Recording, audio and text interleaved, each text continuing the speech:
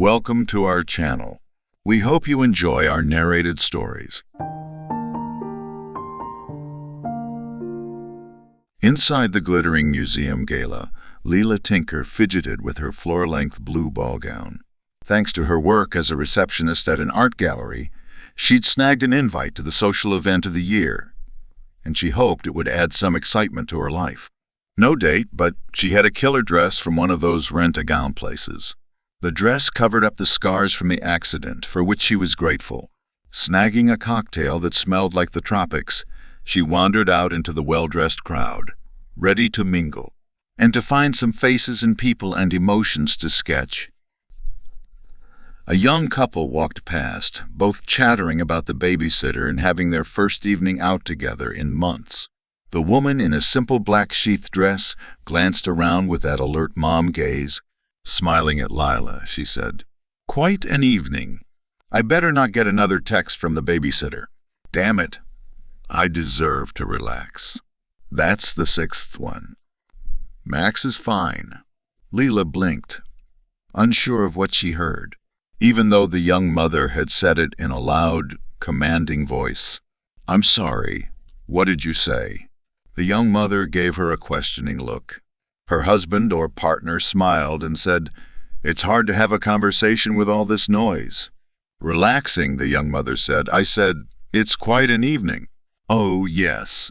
Leela was about to make more conversation when she heard, "He says, this is loud. He has no problem tuning out Max crying in the middle of the night, sleeping like a baby while I'm up walking the floor. Loud, give me a break."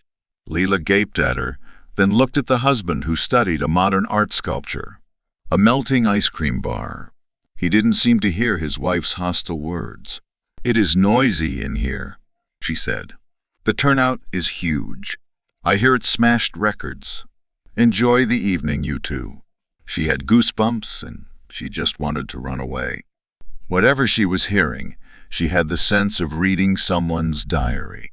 As she strolled over to meet up with her work colleagues, a well-dressed old couple passed by her, the silver-haired husband striding ahead of his wife.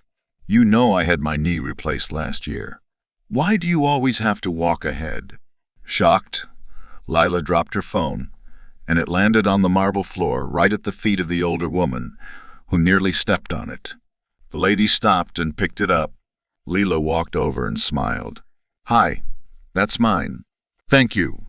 The attractive lady handed it to her with a smile. "I have one just like it." "I love it." Leela smiled. "Of course, I'm not like you spoiled kids. I take care of mine." There it was again. She must be hearing things. Had the woman really said that? "Are you okay, dear?" the woman asked. She was hearing things, but otherwise fine. "Oh, yes. It's just such a fantastic evening." "Have you been to this gala before?" she asked. A handsome man in a white tuxedo and a blinding smile walked past Lila, giving her a once-over from the most electric blue eyes she'd ever seen. "We love it," the older woman replied, drawing Lila's attention. "It's the best museum we've been to." "Right, Hank." Her husband walked back to them. "Finest collection of American art I've ever seen. What is it with this modern art crap? A melting ice cream bar. I'm going to stop donating." The older woman reached out and touched Leela's shoulder. "You don't look well, dear." "I probably need something to eat," Leela mumbled, already turning to go. "I could eat that ice cream bar sculpture, which I agree with you isn't art." "Nice meeting you." She escaped, putting a wall full of abstract paintings full of colored lines and newspaper cuttings between her and the wealthy donors. The handsome man in the white tuxedo walked on a parallel course with her. "Who's it going to be?" She didn't know how she knew the man in the white tuxedo said it, but she followed him, stopping to study the artwork and watch him without being too obvious. "Do I know you?" He stood beside her, smelling of Davidoff's cool water and something else she couldn't identify. Sharp, salty. Maybe the caviar or the ahai tuna in lettuce leaf boats. "I don't think so," she said. "You looked at me like we knew each other somehow." He smiled charmingly. Leela hid her blushes. Who's it going to be? You're right. I thought you were someone else. Sorry. It happens to me all the time.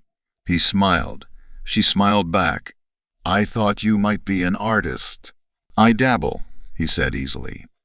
What about you? I work at one of the galleries sponsoring this event. The Wrightwood Gallery. Across the room, the young couple got a phone call, and the panicked looks on their faces suggested their evening might be over. With the haste of new parents, they headed out of the party. You're lucky. You don't die tonight. Leela couldn't take her eyes off the man with the sexy voice and the ugly words, who was staring after the young couple.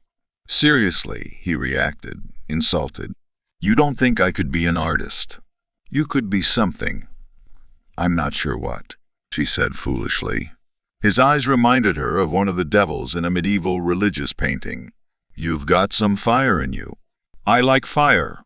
Well, nice talking to you. He intended to kill somebody tonight. Where was the security guard? She spun around and walked off, scanning the crowd for a uniform and a badge. I'll lure you into one of the areas that's closed to the public. No one has to know. I'll put you someplace they won't find you immediately. You'll look like a work of art. Hank and his wife headed toward her, the woman looking as fierce as her thoughts. Somehow they suspected something, sensed something. Leela ran toward them and whispered urgently to the wife, I know that you just had a knee operation. You're right. I should treat my phone better. The older lady gasped. How could you? Leela clung to the woman's green silk dress. Please, she jerked her head at the jogger. He's planning to kill me, Hank murmured to his wife. Did you tell her you had your knee replaced, Betty? No. Both of them fixed Leela with inquisitive stares. It must be because of my accident, she muttered. I heard that man's voice in my head. He wants to kill me. I can't prove it, though. Hank looked fierce. Well, we believe you. With the wisdom of age, Hank and Betty kept Leela away from her would-be attacker. And for the first time all evening, she smiled when she heard Betty's voice in her head. Knee replacement or not, if he touches you, I'll make him sorry.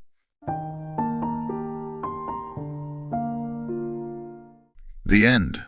Thank you very much for watching. Please don't forget to subscribe our channel for more stories.